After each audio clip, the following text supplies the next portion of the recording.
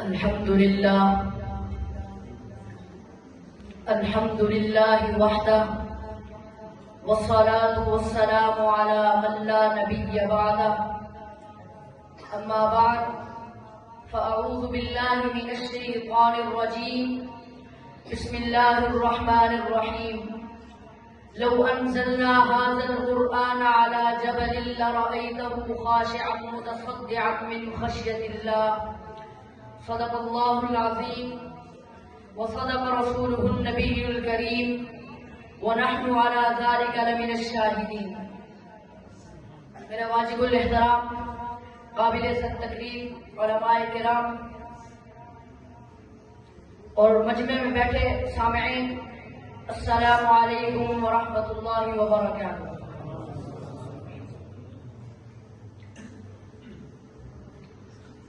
آج کی میری تقریر کا عنوان عظمت قرآن پر ہے.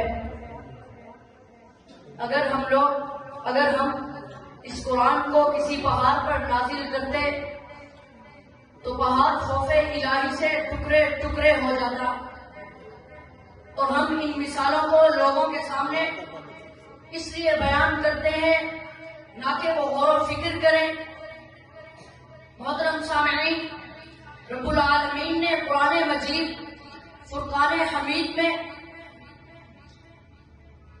آپ کو رحمت للعالمین حضرت محمد صلی اللہ علیہ وسلم پر 23 سال کے عرصے پر نازل فرمایا.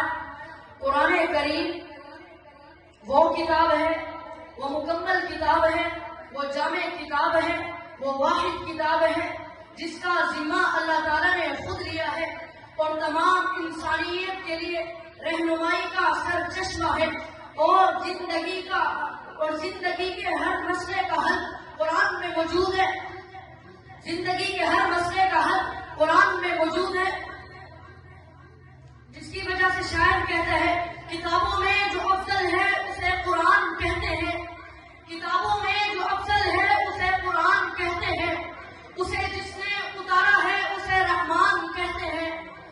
سجا لے اپنے سینے میں جو اس کے 30 پاروں کو، سجا لے اپنے سینے میں جو اس کے 30 پاروں کو، زمانے بھر میں اس کو حافظ قرآن کہتے ہیں.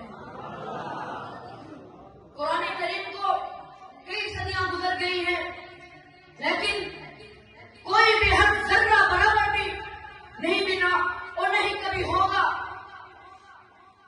قرآن مجید کا لفظوں میں عظمت پر بیان کریں تو سورج کا چراغ یعنی مترادف ہے، لیکن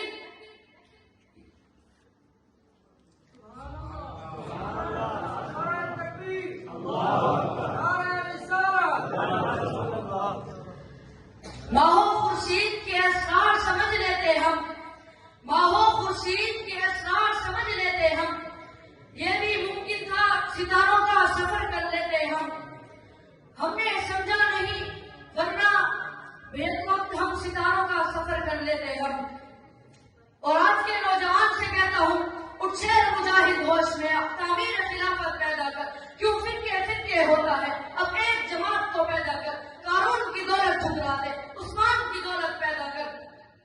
اور دل سے یہ کہہ کر گھبرائے نہ، حالات بدلنے والے ہیں، حالات بدلنے والے ہیں. جو کانٹے بن کر آئے